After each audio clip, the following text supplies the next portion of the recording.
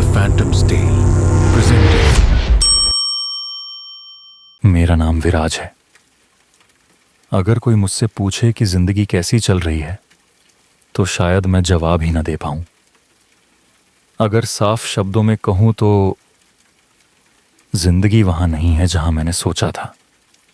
मैं 34 साल का हूं, एक अकेला पिता, और अब उस कस्बे में वापस लौट आया हूं जिसे मैंने कभी कहा था कि मैं दोबारा नहीं देखूंगा।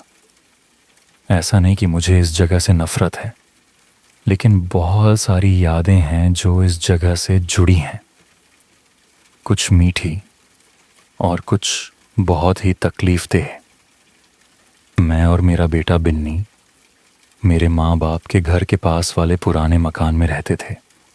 वही घर जिसमें मेरा बचपन बीता। छोटा था लेकिन हमारे लिए काफ़ी था। बिन्नी वो मेरी ज़िंदगी की सबसे सच्ची और साफ चीज़ है। उस समय 5 साल का था और इतनी ऊर्जा से भरा हुआ था कि जैसे पूरी दुनिया को जगा सकता हो। उसे अपना स्टफ्ड क्लाउन फिश खिलौना बहुत प्यारा था। वो थोड़ा पुराना हो गया था और थोड़ा फट भी गया था, पर वो बिना उसके कहीं नहीं जाता था।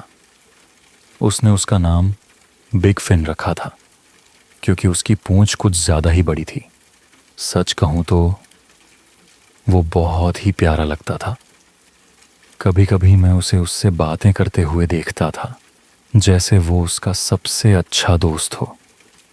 बच्चे कैसे छोटी छोटी चीज़ों में भी खुशी ढूंढ लेते हैं। काश मैं भी वैसा ही कर पाता।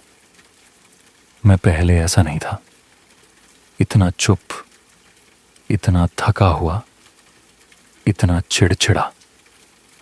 स्कूल के दिनों में लोग कहते थे विराज वो लड़का है जिसे सब कुछ आता है। मैंने अच्छे ग्रेड प्राप्त किए, फुटबॉल टीम में जगह बनाई और शहर की सबसे सुंदर लड़की सारिका मेरी गर्लफ्रेंड थी। मुझे लगता था कि जिंदगी एक सुनहरा सपना है, बस हाथ बढ़ाओ और पकड़ लो। लेकिन वो जमाना अब बहुत पीछे छूट गया था। सारिका अब इस दुनिया में नहीं रही। कैंसर ने उसे 2 साल पहले मुझसे छीन लिया और अब मैं बस किसी तरह आगे बढ़ने की कोशिश कर रहा था। 6 महीने पहले मेरी नौकरी भी चली गई थी।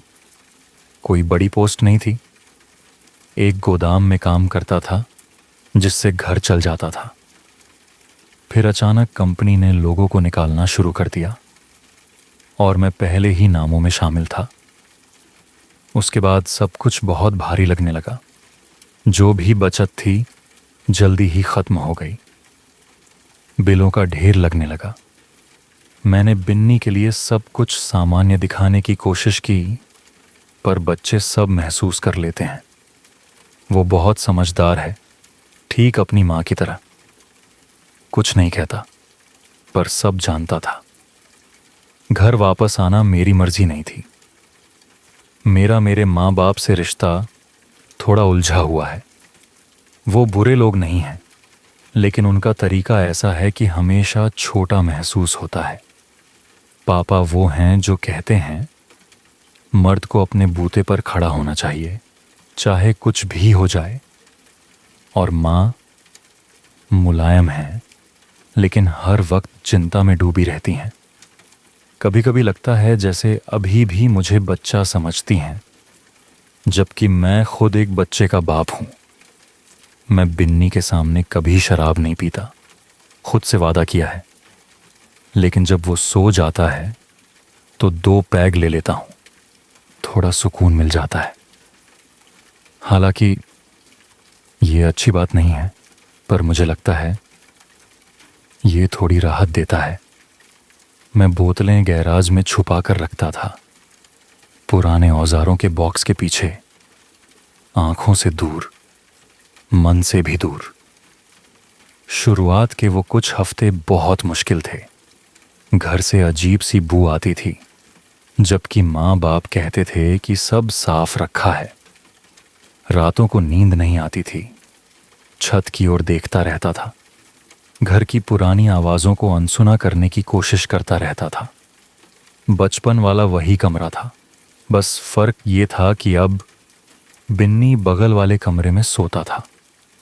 उसे कुछ अजीब नहीं लगता था। उसके लिए तो ये सब एक नई खोज जैसा था। छोटे शहरों की एक ख़ास बात होती है, हर कोई सबके बारे में जानता है। मैं जब भी किराने की दुकान जाता, कोई ना कोई पुराना जानकार मिल ही जाता। और फिर वही सवाल, विराज कैसे हो यार, वापस कैसे आना हुआ? मैं मुस्कुराकर वही जवाब देता, बस एक नई शुरुआत करनी थी। कोई ज्यादा सवाल नहीं करता, लेकिन उनकी आंखों में रहम साफ दिखता था, जो सबसे ज्यादा चुभता है। मैंने घर ठीक करने में बहुत वक्त लगाया। कुछ करने को मिल गया, हाथों को काम मिला। छत में जगह जगह से पानी टपकता था, रसोई का सिंक हर वक्त रिसता रहता और मुख्य दरवाज़ा बीच से थोड़ा धंस गया था। पापा कभी कभी मदद के लिए आते थे, लेकिन ज़्यादातर वक़्त वो बस खड़े होकर बिन मांगे सलाह देते रहते थे। मैं चुपचाप सुनता रहता, सिर हिलाता रहता। झगड़े की कोई ज़रूरत नहीं थी। सच कहूँ तो जिंदगी आसान नहीं थी, मगर मैं कोशिश कर रहा था। हर सुबह उठता था और खुद से कहता था, क्यों कर रहा हूं ये सब? बिन्नी के लिए, उसके भविष्य के लिए।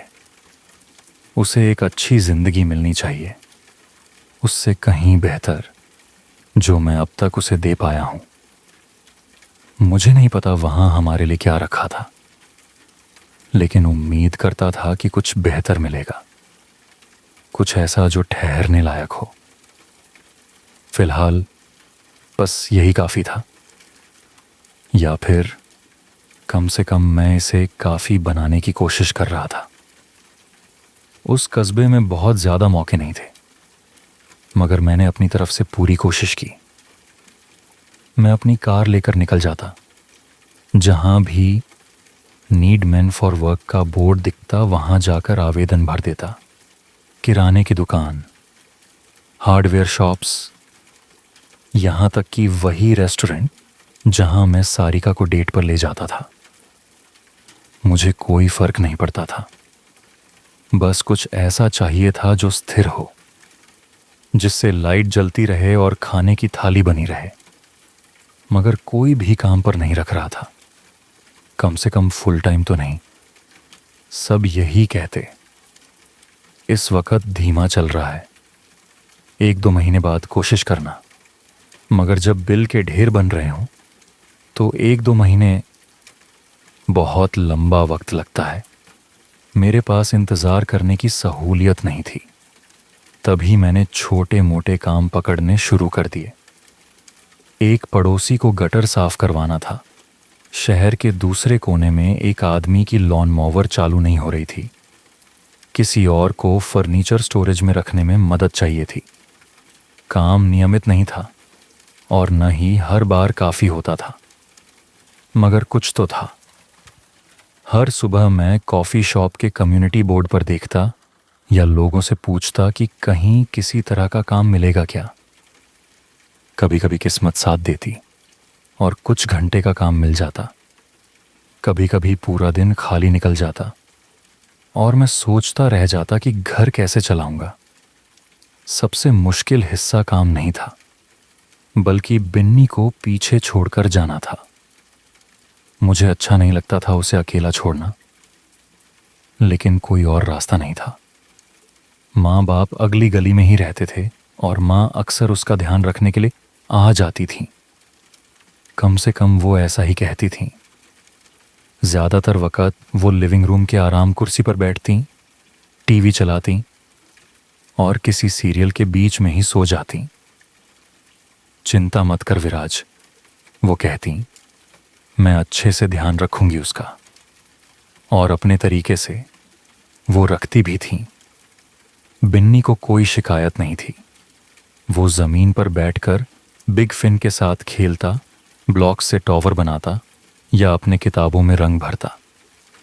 कभी कभी लिविंग रूम में झांक कर देखता कि दादी अभी जगी हैं या नहीं, मगर ज़्यादातर वक्त खुद में ही मस्त रहता।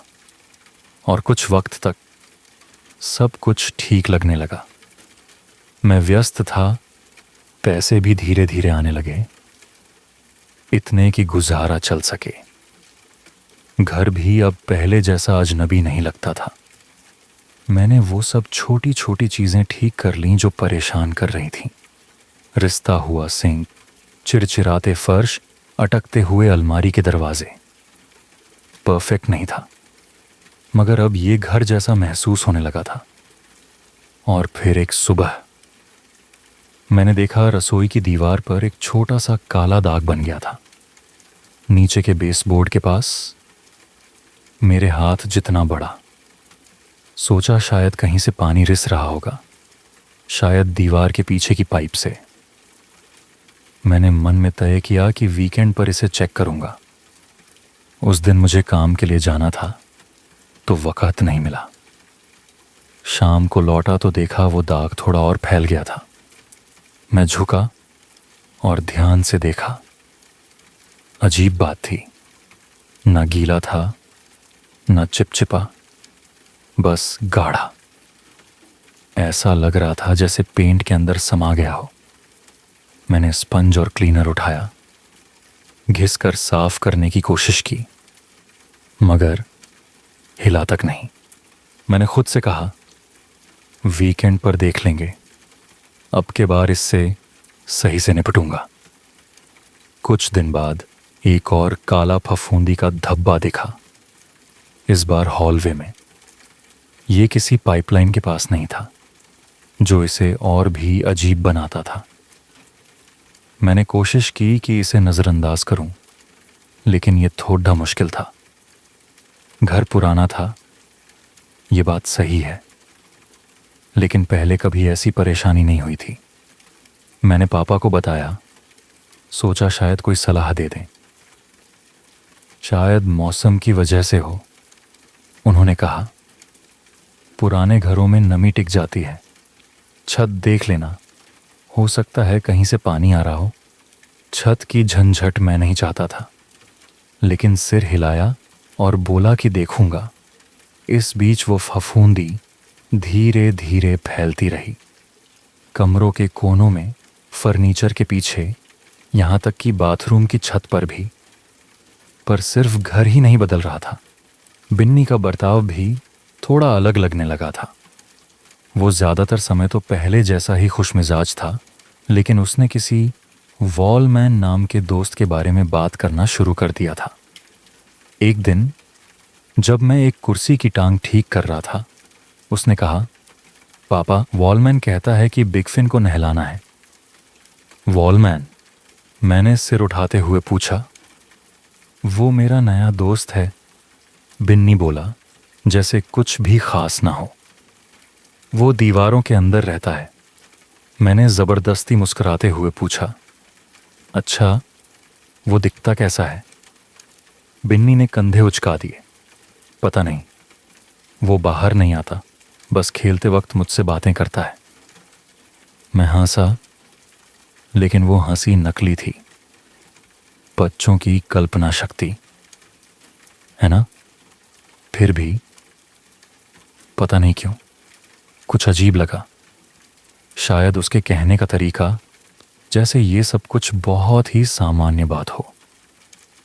वॉलमैन दादी को परेशान नहीं करता, बिन्नी ने कहा। वो बस मुझसे बात करता है। मैंने उसका सिर सहलाया और कहा, ठीक है, तो वॉलमैन से कहना कि अच्छे से पेश आए।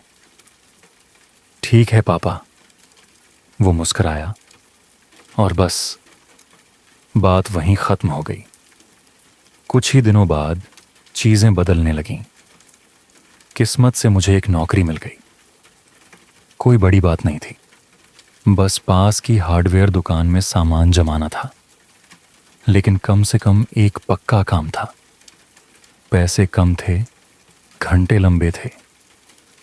लेकिन कहीं काम पर रोज जाना अच्छा लगता था, नॉर्मल जैसा लगता था, जैसे जिंदगी पटरी पर लौट रही हो। एक परेशानी थी, अब मैं घर पर ज्यादा वक्त नहीं बिता पाता था। ज्यादातर दिन देर शाम तक काम रहता।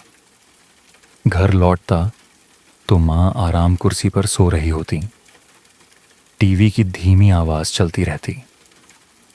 वो और बिन्नी का अपना रूटीन बन गया था। दोपहर को कुछ बेक करते, ज्यादातर कुकीज, और बिन्नी को जितनी चाहिए खाने देती। हर रात किचन काउंटर पर आधी खाई हुई कुकीज होती, चारों तरफ बिखरे हुए टुकड़े, और बिन्नी मेरा इंतजार करता अपनी दिन भर की बातें सुनाने के लिए। वो बहुत उत्साहित रहता, हर दिन वॉलमैन के बारे में कुछ नया बताता। वॉलमैन कहता है कि सीढ़ियों के नीचे एक गुप्त कमरा है। एक रात उसने कहा, अपनी आंखों में चमक ले हुए और बिग फिन को कसकर पकड़े हुए। गुप्त कमरा? हाँ, तुमने ढूंढा? मैंने मुस्कुराते हुए पूछा। नहीं, लेकिन वॉलमैन ने कहा है कि वहां है। जब दादी सो गई थी तब उसने मुझे बताया।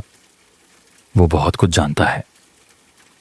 मैंने हंसते हुए पूछा, अच्छा, और क्या क्या जानता है? वो उन बच्चों के बारे में जानता है जो पहले यहां रहते थे, बिन्नी बोला। 3 बच्चे थे। एक लड़का जिसका नाम संदीप था, एक लड़की नीतू, और एक और लड़का, लेकिन उसका नाम बोलने की इजाजत नहीं है। वॉलमैन ने मना किया है। मैं एक पल को चौंक गया। संदीप और नीतू, ये दादी ने बताया क्या? मैंने पूछा। बिन्नी ने सिर हिलाया। नहीं नहीं, ये सब वॉलमैन ने बताया।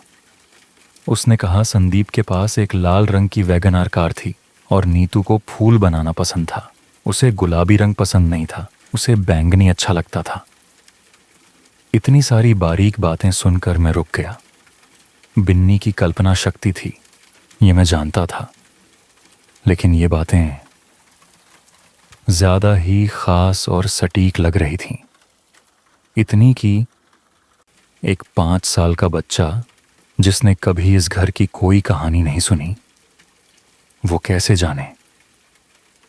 फिर भी मैंने खुद को समझाया, बच्चों की कल्पना होती है, कुछ सुना होगा, कुछ खुद से जोड़ लिया होगा।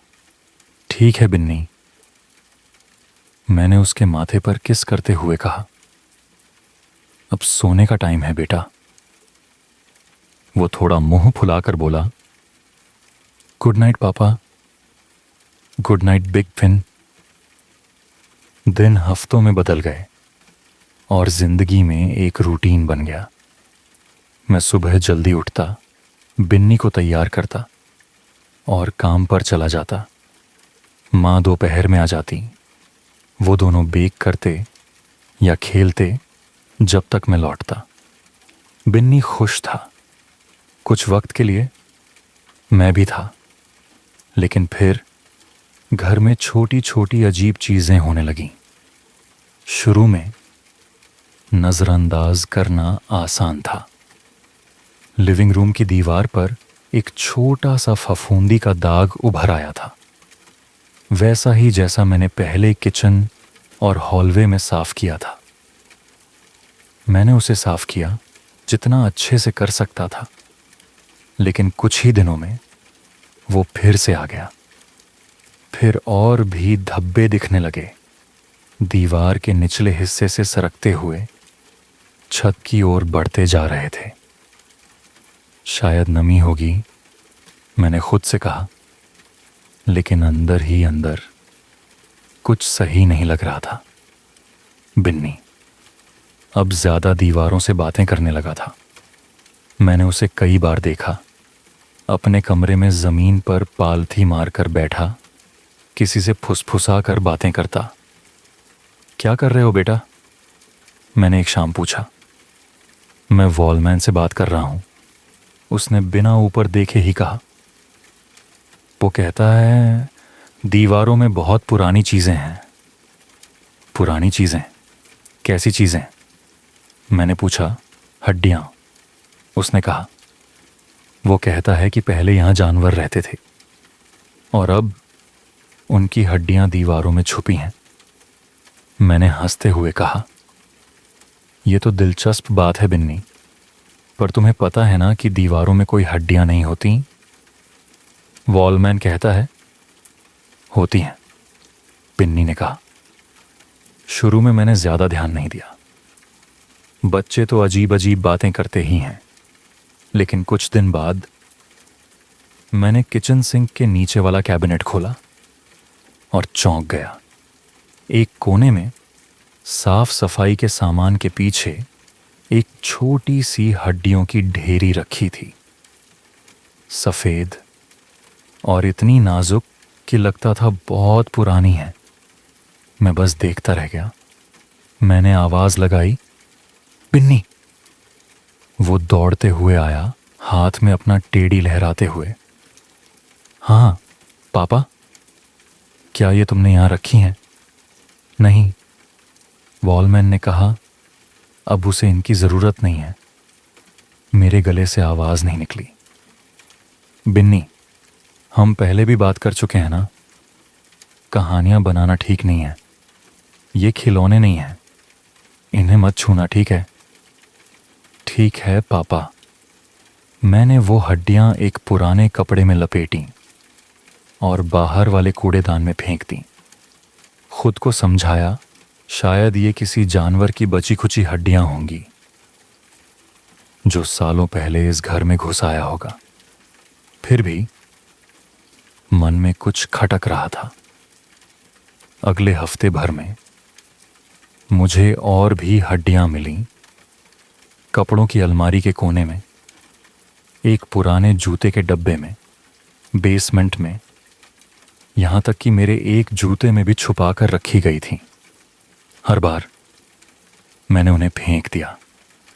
खुद से कहा, जरूर कोई तर्क होगा, शायद ये पहले से ही यहां थी और अब बस दिख रही हैं क्योंकि घर पुराना है और धीरे धीरे बिखर रहा है।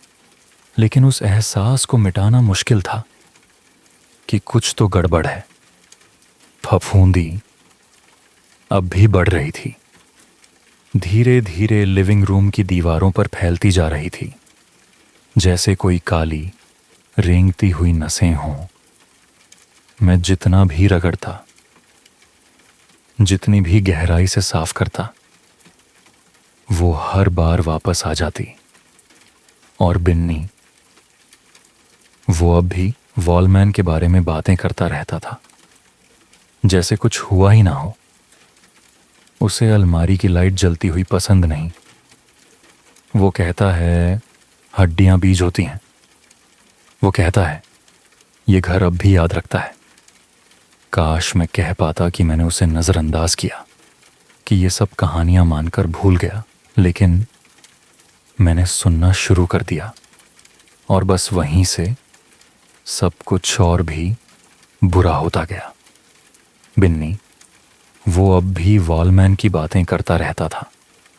उसके साथ हुई बातों के बारे में बताता, घर के गुप्त कोनों के बारे में और उन बच्चों के बारे में जो पहले यहां रहते थे। वॉलमैन कहता है नीतू के फूल अब भी यहीं हैं। ये उसने एक रात कहा जब मैं उसे सोने के लिए लिटा रहा था। मैंने भौहें चढ़ाईं। कौन से फूल बेटा? जो उसने बनाकर छुपाए थे। वॉलमैन कहता है वो फर्श के नीचे छिपे हुए हैं। मैंने जबरदस्ती मुस्कान बनाई। ठीक है, आज की कहानियां यहीं खत्म। अब सो जाओ, ठीक है? ठीक है पापा, गुड नाइट। मैंने उसका दरवाज़ा धीरे से बंद किया, लेकिन वो एहसास जो पूरे हफ्ते से मेरे अंदर कुलबुला रहा था, वो अब भी जिंदा था। मैंने खुद को समझाया, थक गया हूं, बस थकान है, लेकिन ये घर बार बार मुझे ये याद दिलाता रहा कि कुछ तो है, कुछ गड़बड़ है। सबसे बुरा था वो फफूंदी। शुरुआत में ये छोटे छोटे धब्बों जैसी दिखती थी, लेकिन फिर वो बढ़ती गई और बढ़ती गई, यहां तक कि हर जगह छा गई। एक सुबह मैं लिविंग रूम में गया और वहीं रुक गया। फफूंदी ने एक अजीब सा आकार ले लिया था, जैसे किसी आदमी की आकृति। लंबा, दुबला, बाहें सीधे नीचे लटकती हुई। ज्यादा साफ नहीं था, लेकिन इतना जरूर था कि मैं घबरा गया। बाद में देख लूंगा, अभी नहीं, बाद में। लेकिन बाद में कभी आया ही नहीं। काम के बीच और बिन्नी के लिए सब कुछ सामान्य बनाए रखने की कोशिश में मेरे पास वक्त नहीं था, ना ही हिम्मत। मैंने फफूंदी को बार बार साफ किया, रगड़ा, मिटाया, पर वो हर बार वापस आ जाती थी और हर बार थोड़ी और भयानक हो जाती थी। बिन्नी भी बदल रहा था। वो पहले घर में कूदता फांदता घूमता था, हर वक्त कुछ ना कुछ बड़बड़ाता रहता था। Little adventures. बिन्नी पहले अपने खेलों को यही नाम देता था, लेकिन अब वो चुप रहने लगा था। वो अब भी वॉलमैन के बारे में बात करता था, मगर अब उसका बोलने का तरीका बदल गया था। पहले जैसा उत्साह अब नहीं था। उसकी बातें अब भारी लगती थीं, जैसे वो कुछ बोझ ढो रहा हो जिसे मैं समझ नहीं पा रहा था। एक दोपहर मैंने उसे उसके कमरे में जमीन पर बैठा पाया। उसके चारों तरफ क्रेयॉन बिखरे पड़े थे, धीरे धीरे लुढ़कते हुए। लेकिन बिन्नी को कोई फर्क नहीं पड़ रहा था। वो बस चुपचाप एक कोने की तरफ देखे जा रहा था। उसका सिर थोड़ा झुका हुआ था, जैसे वो किसी की बात ध्यान से सुन रहा हो। मैंने पूछा, बिन्नी, क्या कर रहे हो बेटा? उसने मेरी तरफ देखा भी नहीं। बोला, वॉलमैन से बात कर रहा हूं। मैंने हल्के अंदाज में पूछा, अच्छा, वॉलमैन क्या कह रहा है? अब बिन्नी ने मेरी तरफ देखा। उसका चेहरा बिल्कुल भावहीन था। उसने कहा, उसे आप पसंद नहीं हो पापा। ये बात सुनकर जैसे दिल में चुभन सी हुई। मैंने पूछा, क्या मतलब? बिन्नी बोला, वो कहता है कि आप यहाँ के नहीं हो। उसकी आवाज़ एकदम सीधी और सपाट थी, जैसे उसे ये बात बार बार बताई गई हो। वो कहता है, आप सब कुछ और ख़राब कर रहे हो। मैं उसके पास घुटनों के बल बैठा, मुस्कुराने की कोशिश की, माहौल हल्का करना चाहा। कहा, तुम जानते हो ना कि वॉलमैन असली नहीं है, वो तो बस तुम्हारी कल्पना है। बिन्नी ने कंधे उचका दिए और एक क्रेयॉन उठा लिया। बोला, उसे ये बात पसंद नहीं है जब आप ऐसा कहते हो। मुझे कुछ समझ नहीं आया तो मैंने उसके सिर पर हाथ फेरा और कहा, चलो डिनर के लिए तैयार हो जाओ। जब वो मेरे पास से गुजरा तो मैंने उस कोने की तरफ देखा जहां वो देख रहा था। वहां बस एक खाली दीवार थी, लेकिन मेरे दिल में एक अजीब सा एहसास हो रहा था, जैसे मैं वहां अकेला नहीं हूं। अगली सुबह बिन्नी ने मुझे एक चीज दी, एक और ड्राइंग। उसने कहा, वो कहता है अब वक्त पास आ गया है। फिर थोड़ी देर बाद वो कहीं गायब हो गया। मैंने पूरा घर छान मारा, हर कोना देख लिया, उसे आवाज दी, चिल्लाया, लेकिन दिल के अंदर कहीं मुझे पता था वो नीचे है। मैं घर के बेसमेंट की तरफ गया। घर के नीचे मुझे एक छुपा हुआ दरवाजा मिला और सीढ़ियां जो अंधेरे में नीचे जा रही थीं, वो वहीं था, कमरे के बीच में खड़ा। चारों तरफ उसकी ड्राइंग्स थीं, कहीं नाम लिखे थे। हर तरफ वॉलमैन का एहसास था। बिन्नी बोला, ठीक है पापा। उसने कहा, अब आपकी बारी है। नीतू के पास फूल थे, अब शायद मैं आपको बनाऊंगा। मुझे कुछ भी समझ नहीं आया और मैंने कहा, बस करो, ऊपर अपने कमरे में चलो। मैं उसे ऊपर ले आया और खाना खिलाकर सुला दिया। उस रात मैं बेसमेंट में गया। वॉलमैन, नीतू के फूल और वो बच्चे जो पहले यहां रहते थे, मुझे सच्चाई जाननी थी। फर्श के नीचे मुझे कुछ ड्राइंग्स मिली, पुरानी, धुंधली, धब्बों से भरी। कुछ फूल और एक छोटी लड़की की लिखावट, नीतू। और एक ड्राइंग में पीछे एक आदमी की परछाई, लंबा, चेहरा नहीं था, सिर्फ एक छाया। मैं बिन्नी के पास गया और कहा, बिन्नी, वॉलमैन कौन है? बिन्नी ने कहा, वो यहां पहले रहता था। वो बच्चों को देखता है और कहता है कि तुम रास्ते में हो। मैंने कहा, इसका मतलब क्या है? बिन्नी ने कहा, आपको फूलों को नहीं छूना चाहिए था। मैं बहुत हैरान हो गया। उस रात मुझे कदमों की आवाज सुनाई दी, धीमी, घिसटती हुई, लेकिन वहां कोई नहीं था। उसके बाद फफूंदी और तेजी से फैलने लगी।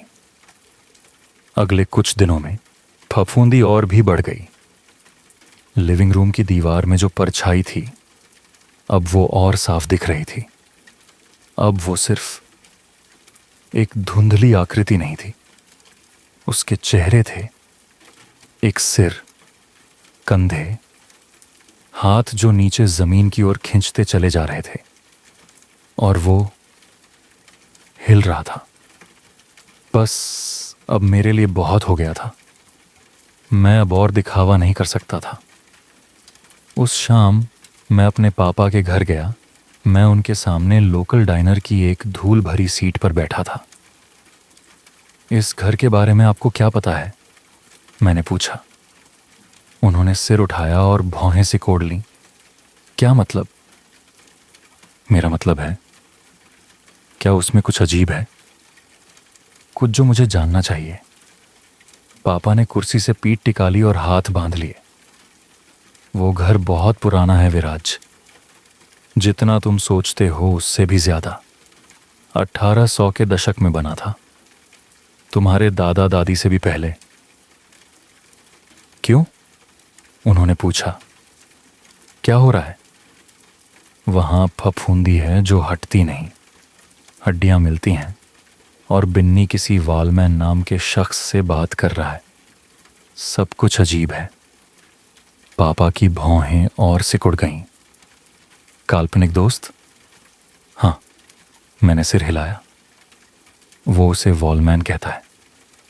पापा ने थके हुए चेहरे पर दोनों हाथ फेर लिए, एक लंबी सिसकारी भरी सांस ली और कहा, क्या तुमने कभी रोशन भोगले का नाम सुना है?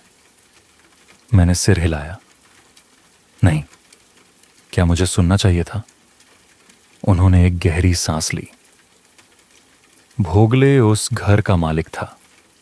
1930 या शायद 40 के दशक में। कहते हैं उसके घर में किराएदार रहते थे, एक दंपति और उनके 3 बच्चे, 2 बेटे और एक बेटी। भोगले की अचानक रहस्यमयी मौत हो गई और उन किराएदारों का भी कभी कुछ पता नहीं चला। शहर के लोग कहते थे कि उसकी दिमागी हालत ठीक नहीं थी। कुछ अफवाहें थीं। कैसी अफवाहें? मैंने पूछा। वो थोड़ा आगे झुके, जैसे कोई सुन रहा हो, और धीमी आवाज में बोले, लोग कहते थे उसने लोगों को मारा, मुसाफिरों को, बेघरों को, अजनबियों को। तब कोई रिकॉर्ड नहीं रखता था, ना कोई फॉरेंसिक था, ना मिसिंग पर्सन डाटाबेस। कोई गायब हो जाता तो उसे भुला दिया जाता। मैंने उन्हें घूरते हुए देखा। लोग सोचते हैं उसने उन्हें घर में दफना दिया। यही कहा जाता है, दीवारों में, फर्श के नीचे। लेकिन जब भोगले मरा, कुछ नहीं मिला, बस कहानियां रहीं। मुझे उल्टी सी महसूस हो रही थी। आपने मुझे पहले क्यों नहीं बताया? मैंने कहा, मुझे लगा कोई फर्क नहीं पड़ेगा। उन्होंने कहा, वो घर हमारी फैमिली में दशकों से है, कभी कोई परेशानी नहीं हुई, अभी तक नहीं। मैं टेबल से पीछे हट गया। मेरे हाथ कांप रहे थे। मुझे जाना होगा। विराज, उन्होंने पीछे से पुकारा, पुरानी भूतिया कहानियों से खुद को मत डराओ। वो घर बस एक घर है। मैंने कोई जवाब नहीं दिया। मेरे दिमाग में बस एक ही नाम गूंज रहा था, बिन्नी और वॉलमैन। घर की तरफ वापसी का सफर कभी खत्म न होने वाला लग रहा था।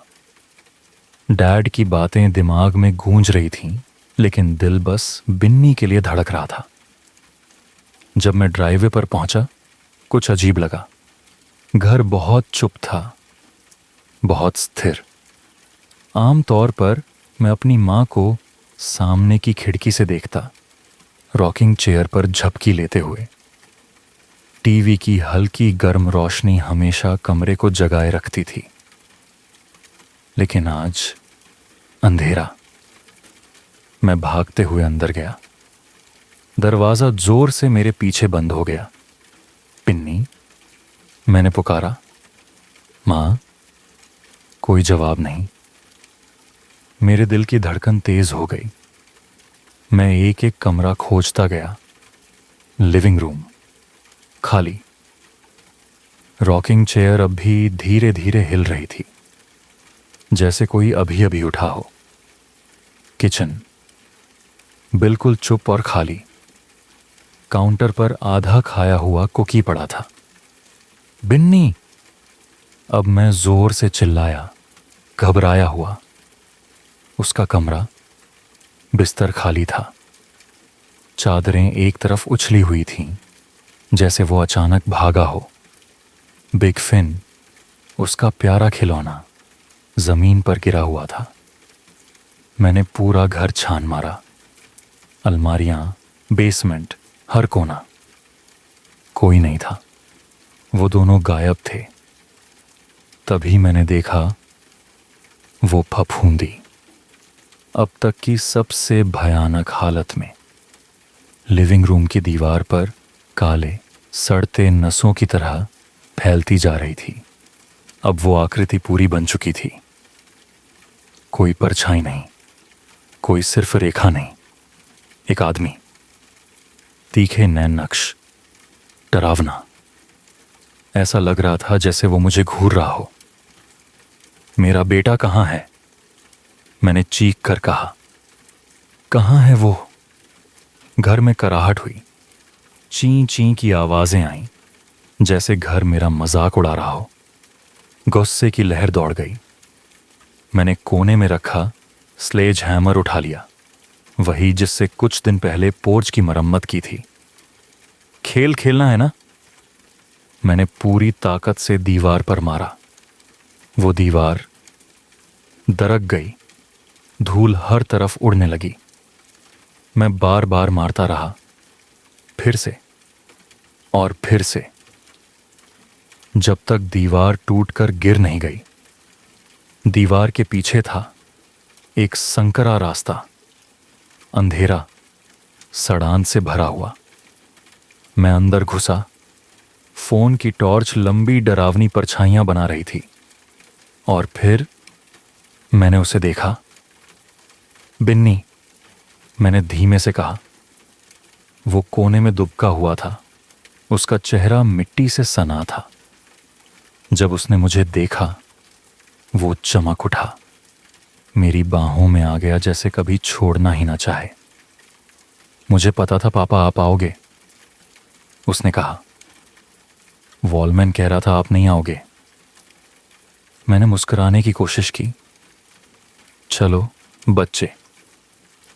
वो सिर हिलाने लगा। मैं उसे लेकर दीवार से बाहर निकला।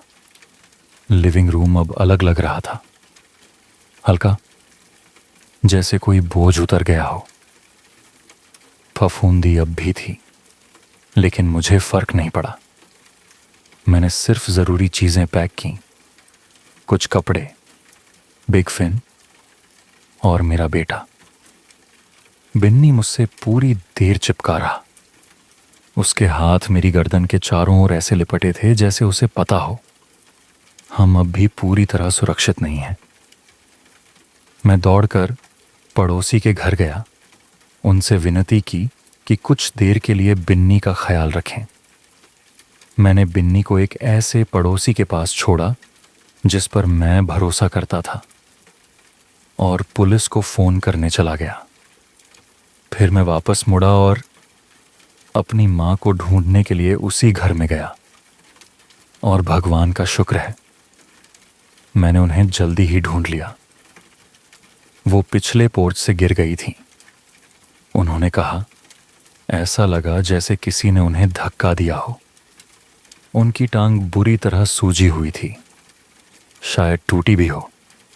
मैं उनके पास बैठा रहा जब तक पुलिस और एम्बुलेंस नहीं आ गई। कम से कम अब वो सुरक्षित थीं। मैंने पुलिस को सब कुछ बता दिया। मुझे समझ नहीं आ रहा था और क्या करूं। मैंने उन्हें उस क्रॉल स्पेस के बारे में बताया, जो हड्डियां वहां मिली थीं, और उस घर में हुई सारी अजीब घटनाओं के बारे में। उन्होंने मेरी बात दर्ज की, कहा कि वे जांच करेंगे।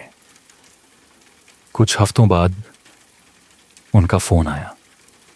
उन्होंने कहा कि उन्होंने घर की अच्छे से तलाशी ली और दर्जनों हड्डियां मिली, क्रॉल स्पेस में बिखरी हुई, दीवारों के अंदर, पूरी प्रॉपर्टी में। वो नहीं कह सकते थे कि वे इंसानी थीं या जानवरों की, कम से कम उस वक़्त नहीं। जांच के लिए हड्डियां लैब भेजी गई थीं। कहा गया कि कुछ पता चलेगा तो बताएंगे, लेकिन फिर कोई अपडेट नहीं आया। मैंने कई बार कॉल किया, हर बार वही जवाब, जांच अभी जारी है। मुझे तो अब लगता है कि ये रहस्य हमेशा रहस्य ही बनकर रह जाएगा, और शायद पुलिस भी इसे कभी सुलझा नहीं पाएगी। महीने बीत गए और किसी तरह जिंदगी दोबारा सामान्य लगने लगी। हम उस घर में कभी वापस नहीं गए।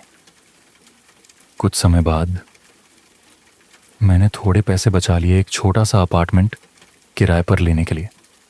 कुछ खास नहीं था, सिर्फ 2 कमरों का फ्लैट, थोड़ी पुरानी बिल्डिंग में, लेकिन वो हमारा था।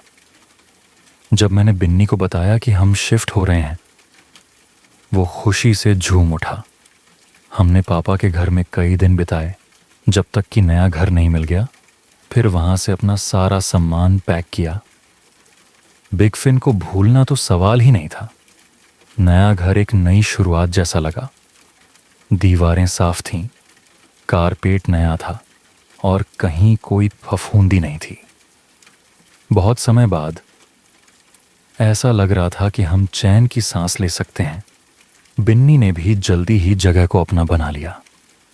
उसने अपने कमरे को ड्राइंग से सजाया, एक समुद्री जीवों वाला पोस्टर भी लगाया जो मुझे एक थ्रिफ्ट स्टोर से मिला था।